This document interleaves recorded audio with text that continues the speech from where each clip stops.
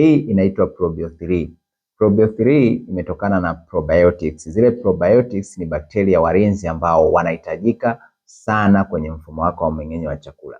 Kwa hiyo nani ambaye anafaa aitumie sasa? Anatakiwa atumie mtu ambaye ana vidonda vya tumbo, ana wale H pylori, lakini anatakiwa atumie mtu ambaye mfumo wake wa mmeng'enyo hauko vizuri. Kwa nini? Kwa sababu inaenda kurekebisha mfumo wa mmeng'enyo wa chakula uweze kukaa vizuri. Lakini pia kwa wewe ambaye tumbo lako huwa linasumbua mara kwa mara, huyu anaenda kubalance wale bakteria walinzi kwenye mfumo wako wa mmeng'enyo wa chakula. Hakikisha unaipata ili mfumo wako wa mmeng'enyo wa chakula uweze kukaa vizuri na uweze kuenjoy. Hata unapopata changamoto utawahi kupona. Kwa nini? Kwa sababu mfumo wako wa mmeng'enyo wa chakula uko vizuri, una bakteria walinzi wa kutosha.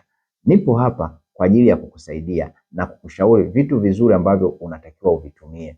Utaipateje? Chukua namba yangu iliyoko hapo, unipigie, uniambie uko wapi ili niweze kukuagizia.